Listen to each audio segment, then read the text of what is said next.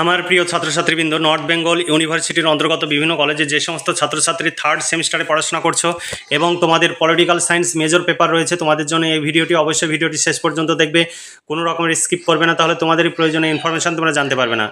দেখো, north Bengal university third semester single major single minor program political science major P5 পেপারের সিলেবাসের শিরোনামে রয়েছে ওয়েস্টার্ন পলিটিক্যাল থট। তোমাদের এই সিলেবাস অনুযায়ী পড়তে হবে। তোমরা 6 ও 12 মার্কের প্রশ্নের সাজেশন 2025 তোমরা দেখে নিতে পারো। তোমরা 3 মার্কস, 6 এবং 12 মার্কসের প্রশ্ন উত্তর সব পেয়ে যাবে। তোমরা যদি নোটস সংগ্রহ করতে চাও, আজই নিচে দেওয়া হোয়াটসঅ্যাপ নম্বরে যোগাযোগ করো এবং নোটসগুলো সংগ্রহ করে ঘরে বসে পড়াশোনা করো, তোমরা ভীষণভাবে উপকৃত হবে। দেখো, সিলেবাস 2025 ইউনিট 1-এ প্লেটো থেকে ন্যায় বিচারের ধারণা, তারপরে রয়েছে রাষ্ট্রতত্ত্ব, 2-এ রয়েছে অ্যারিস্টটলের রাষ্ট্র ও তার শ্রেণীবিভাগ, বিপ্লবের তত্ত্ব। ইউনিট 3-তে তোমাদের ইউনিট 2-এ তোমাদের পড়তে হবে ম্যাকিয়াভেলির রাজনীতি ও রাষ্ট্রযন্ত্রের সম্পর্ক, লক্ষ্য উপায়ে সম্পর্কে মতামত। তারপরে রয়েছে বোদার থেকে পড়তে হবে রাষ্ট্র সম্পর্কে বোদার মতামত আর সার্বভৌমিকতা সম্পর্কে বোদার মতামত। তারপরে ইউনিট 3-তে তোমাদের পড়তে হবে হবস, সার্বভৌমত্বের তত্ত্ব। তারপরে লকের সরকারের তত্ত্ব। রুশো থেকে পড়তে হবে সাধারণ ইচ্ছা। তোমাদের সিলেবাস কিন্তু অনেক বড়, কারণ অন্যান্য ইউনিভার্সিটির 2টো পেপার আর তোমাদের একটি পেপার সমান হিসাবে তুলে ধরা হয়েছে। কারণ এই সিলেবাসটা অন্যান্য ইউনিভার্সিটিতে 2টো পেপার রয়েছে, কিন্তু তোমাদের 2টো পেপারকে একসঙ্গে একটি পেপার করেছে, যে কারণে সিলেবাস অনেক বড়, তোমাদের অনেক বেশি পড়তে হবে। বেনথাম থেকে কি প্রশ্ন রয়েছে, উপযোগবাদের তত্ত্ব। তারপরে মিল থেকে পড়তে হবে স্বাধীনতার উপরে দৃষ্টিভঙ্গি। হেগেল থেকে পড়তে হবে রাষ্ট্র নাগরিক সমাজ। মার্কস থেকে পড়তে হবে ঐতিহাসিক বস্তুবাদ, শ্রেণী ও শ্রেণী সংগ্রাম। এই ছিল সিলেবাস। এই সিলেবাস অনুযায়ী প্রশ্নোত্তরের PDF কপি রেডি আছে। তোমরা যদি সংগ্রহ করতে চাও, 3, 6 এবং 12 মার্কের প্রশ্ন উত্তর সব পেয়ে যাবে। 250 টাকা পেমেন্ট করতে হবে একটি পেপারের জন্য। তোমরা যদি নোটস সংগ্রহ করতে চাও, আজই নিচে দেওয়া হোয়াটসঅ্যাপ নম্বরে যোগাযোগ করো এবং নোটসগুলো সংগ্রহ করে নাও, তোমরা ভীষণভাবে উপকৃত হবে। এবার চলো দেখে নিই সাজেশন। আমাদের কাছে নোটস সংগ্রহ করলে তোমাদের কোনো কোচিং সেন্টার বা কোনো টিউটরের কাছে ছোটাছুটি করার প্রয়োজন হবে না। আমাদের কাছে নোটস নিলে তোমাদের অর্থ এবং সময় সাশ্রয় হবে, কারণ তোমরা প্রচুর টাকা এবং সময় নষ্ট করে তোমরা এই সমস্ত নোটস সংগ্রহ করতে যাও। দেখো, 1 নম্বর প্রশ্ন, প্লেটোর ন্যায় তত্ত্বের উপরে বা ন্যায় বিচারের ধারণার সম্পর্কে সমালোচনামূলক টিকা লেখো বা প্লেটোর ন্যায় তত্ত্ব সম্পর্কে ব্যাখ্যা করো। এখানে অনেকগুলো অথবা দেওয়া রয়েছে। ইংলিশ এবং বাংলা উভয় ভার্সানে প্রশ্নগুলো রয়েছে, উত্তর সব বাংলা ভার্সানে। প্লেটোর বিভাজন সম্পর্কিত ধারণাটি আলোচনা করো। 3 নম্বর, প্লেটোর সর্বনিয়ন্ত্রণবাদ সম্পর্কে আলোচনা করো। তারপরে অথবা প্রশ্ন এখানে রয়েছে। তারপরে প্রশ্ন, প্লেটোর রাষ্ট্রচিন্তায় নৈতিক ধর্ম বা সেবা ধর্মের উপরে গুরুত্ব আরোপ কেন করেছেন, ব্যাখ্যা করো। প্লেটোর রাষ্ট্রচিন্তায় বিশ্বজনীনতার ধারণাটি ব্যক্ত করো। এরপরে যেগুলো স্টার দেওয়া আছে সেগুলো ভালো করে পড়বে। অ্যারিস্টটল থেকে প্রশ্ন দেখো, অ্যারিস্টটলের দৃষ্টিভঙ্গিতে রাষ্ট্রের শ্রেণীবিভাগ করো। 2 নম্বর, অ্যারিস্টটলের রাষ্ট্র তত্ত্ব সম্পর্কে সমালোচনামূলক আলোচনা করো। তারপরে কেবলমাত্র জীবন নয়, মঙ্গলময় জীবনের জন্যই রাষ্ট্রের প্রয়োজন, অ্যারিস্টটলের এই উক্তিটি ব্যাখ্যা করো। এখানে আরও প্রশ্ন রয়েছে। অ্যারিস্টটলের রাষ্ট্রচিন্তার বিভিন্ন ত্রুটিগুলি আলোচনা করো। বিপ্লব তত্ত্ব সম্পর্কে অ্যারিস্টটলের দৃষ্টিভঙ্গির পরিচয় দাও বা অ্যারিস্টটলের রাষ্ট্রতত্ত্বে বিপ্লবের কারণগুলি ব্যাখ্যা করো। এখানে আরও অথবা দেওয়া রয়েছে। তারপরে প্রশ্ন, রাষ্ট্র হলো সর্বোচ্চ মানব প্রতিষ্ঠান, অ্যারিস্টটলকে অনুসরণ করে এই মতবাদের যৌক্তিকতা বিশ্লেষণ করো। এখানে অথবা রয়েছে। এই প্রশ্নগুলো তোমরা দেখে নিতে পারো, অতটা গুরুত্বপূর্ণ নয়, কিন্তু তোমরা মোটামুটিভাবে একটু দেখে রাখতে পারো। তারপর প্রশ্ন, পশ্চিমী রাষ্ট্রচিন্তায় ম্যাকিয়াভেলির অবদান আলোচনা করো বা পশ্চিমী রাজনীতি ও রাষ্ট্রচিন্তার লক্ষ্য ও প্রকৃতি সম্পর্কে ম্যাকিয়াভেলির দৃষ্টিভঙ্গির পরিচয় দাও। ম্যাকিয়াভেলি সমগ্র রাষ্ট্রচিন্তা ক্ষমতা সংক্রান্ত সমস্যাকে কেন্দ্র করে গঠিত, আলোচনা করো। ম্যাকিয়াভেলির নৈতিকতার দ্বৈত মানদণ্ড প্রসঙ্গে সংক্ষিপ্ত টিকা লেখো।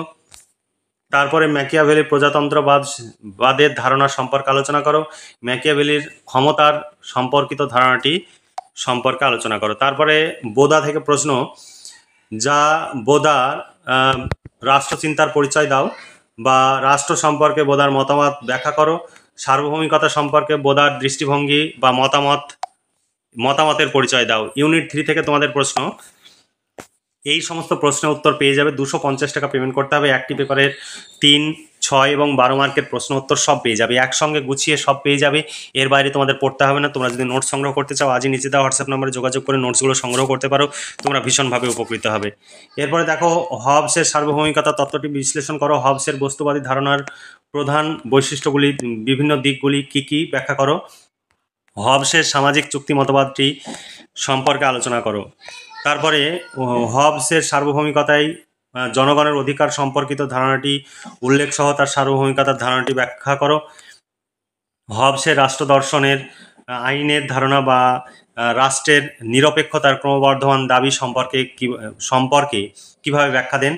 এরপরে লক থেকে প্রশ্ন, জন লকের দৃষ্টিভঙ্গিতে সরকারের তত্ত্বটি ব্যাখ্যা করো, বা জন লকের প্রকৃতির অধিকারের ধারণাটির বিভিন্ন দিক ব্যাখ্যা করো এবং তাৎপর্য উল্লেখ করো। লকের সম্পত্তির অধিকার সম্পর্কিত ধারণাটি ব্যাখ্যা করো। অধিকার সম্পর্কে লকের ধারণাটি ব্যাখ্যা করো।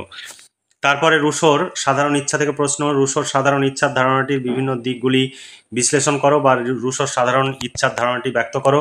রুশো কিভাবে রাষ্ট্র দর্শনে তার অসাম্য সংক্রান্ত ধারণাটি ব্যাখ্যা করেন। রুশোর প্রত্যক্ষ গণতন্ত্রের ধারণাটির অন্তর্নিহিত বৈশিষ্ট্য লেখো।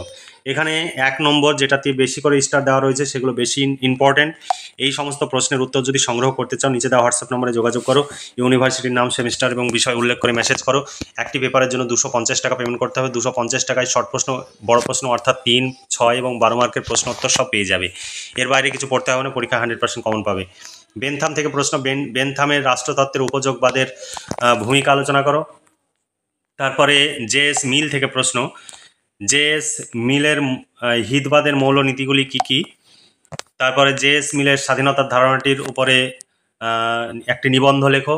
এখানে অথবা প্রশ্ন রয়েছে, জেএস মিলের গণতন্ত্রের ধারণাটি ব্যক্ত করো, অথবা জেএস মিলের উপযোগিতার ধারণার মৌলনীতিগুলি ব্যাখ্যা করো। আর সংসদের সংখ্যালঘু প্রতিনিধিত্বের জন্য জেএস মিল কি যুক্তি উপস্থাপন করেন। এরপরে হেগেল থেকে তোমাদের প্রশ্ন, তোমাদের অনেক বড় সিলেবাস। হেগেল থেকে দেখো, হেগেলের রাষ্ট্রতত্ত্ব সম্পর্কে আলোচনা করো। এখানে অনেকগুলো অথবা দেওয়া রয়েছে, তবে যেগুলোতে বেশি স্টার দেওয়া রয়েছে সেগুলো ভালো করে পড়বে। এগুলোই তোমাদের লাস্ট মিনিট সাজেশন। তারপরে হেগেলের রাষ্ট্র দর্শনের ব্যক্তির স্থান ও ব্যক্তি স্বাধীনতা সম্পর্কে আলোচনা করো। এবার মার্কস থেকে প্রশ্ন, মার্কসের 1 নম্বর প্রশ্ন, কোন কোন দিক দিয়ে রাজনীতি বিশ্লেষণে মার্কসীয় দৃষ্টিভঙ্গির অন্যান্য দৃষ্টিভঙ্গি থেকে স্বতন্ত্র। 2 নম্বর প্রশ্ন, দ্বন্দ্বমূলক বস্তুবাদের মূল নীতিগুলি আলোচনা করো। তারপরের প্রশ্ন, এখানে অনেকগুলো অথবা দেওয়া রয়েছে। তারপর ঐতিহাসিক বস্তুবাদের আলোকের সমাজ বিকাশের স্তরগুলি আলোচনা করো। তারপর 4 নম্বর প্রশ্ন, শ্রেণীর সংজ্ঞা দাও। এই প্রসঙ্গে মার্কসের শ্রেণী সংগ্রামের ধারণাটি ব্যাখ্যা করো, অথবা মার্কসের শ্রেণী সংগ্রাম সংক্রান্ত তত্ত্বটির সংক্ষিপ্ত আলোচনা করো।